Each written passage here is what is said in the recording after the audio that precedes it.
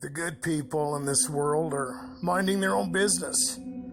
You'd never think that you'd have to worry about getting stalked or harassed, that someone would go out of their way to ruin your life, to drive you crazy. And there's a way that it's done. We've talked about gaslighting and all that stuff, but we're going to talk about voice-to-skull technology. Yeah, and I've always wondered how it was done. I've heard a lot of different, methods for this stuff. But, after some looking around, I found the video that I'm going to show you guys. And it's pretty much, a done deal. You'll see.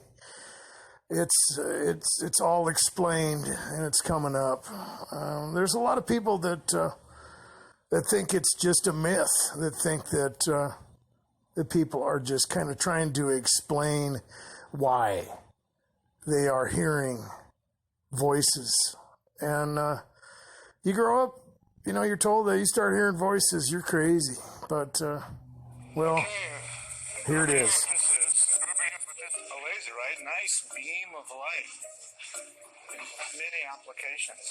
Have you ever... What about sound? Can we create a laser-like or a beam of sound?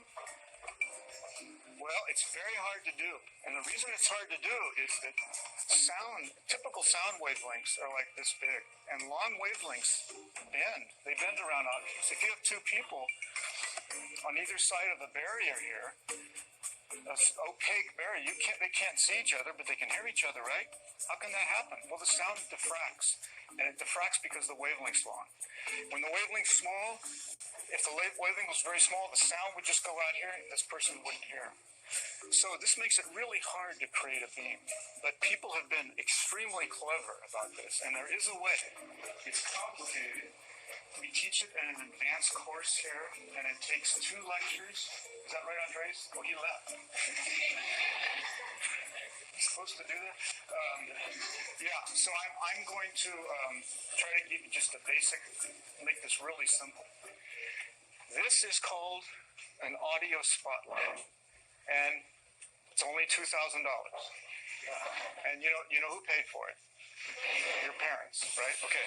So what it does is it has some transducers here, some discs that generate sound, and it puts out 65,000 hertz, 65 kilohertz. How high can we hear?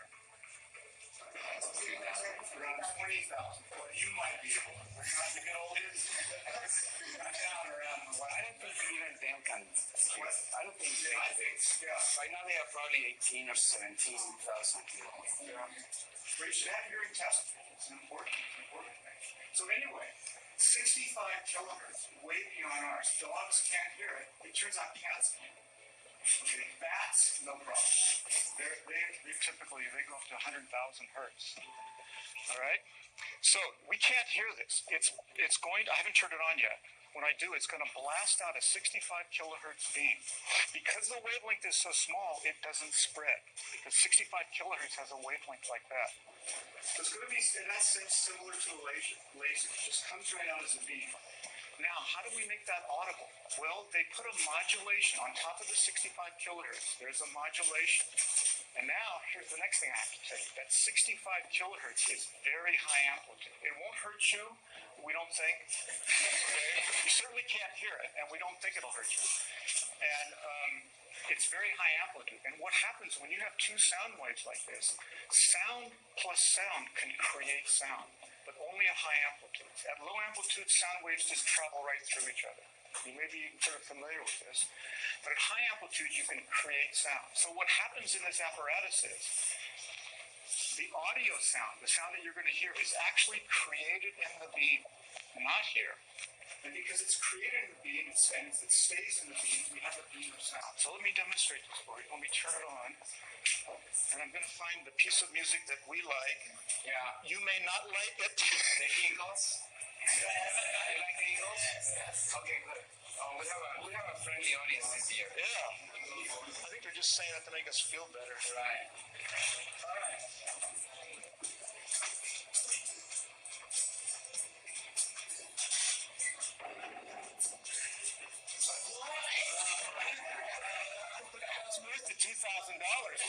It's not our money. Now, the sound that you're hearing is being created in this beam. It almost sounds like it's coming from your head. So let me try to scan the whole audience here so everybody gets to hear this. Absolutely remarkable. Pete, are you getting it?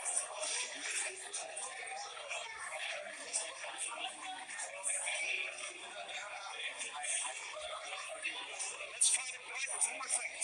Let's try to bounce it off the wall. Raise your hand if you can very clearly hear it. I'm going to try to bounce it off the wall. Look at where the hands are raised. Well, there it is, guys. If you were a skeptic, that's how it works. And it's definitely cheap, and it's a very precise weapon. Pretty scary stuff. The only thing that would really be a huge problem is trying to differentiate that from something that's demonic. And there's people out there that have come up with different stages to demonic attack. I've seen some of that stuff where they talk about the infestation stage. Well, I've seen things like that. I've had, things like that happen. I had an apartment that was locked from the inside, the outside. I had a security system, and there were those big, thick plates. They're like adobe. They were getting knocked around in my house, and there was no one in there. There was nothing on the security system, nothing. And it only happened for a couple days. Then some pretty weird stuff happened after that. But I don't know. A lot of those things are, probably man-made. I'd have to look and see whether there's any biblical authority to that. But V2K is pretty serious. $2,000, you can play God with somebody. I'm sure there's other equipment, but V2K is definitely a factor. And, the people that are doing this stuff, well, if they don't stop, if they don't repent, they're not going to like what happens to them. And we all know what that's going to be. The Bible talks about it. And that's really all I can say. If you guys are having problems, just hold on. Ask God for some help. And I think the next video will be trying to figure out how to deflect some of that stuff. Guys, be good to yourselves. Be safe.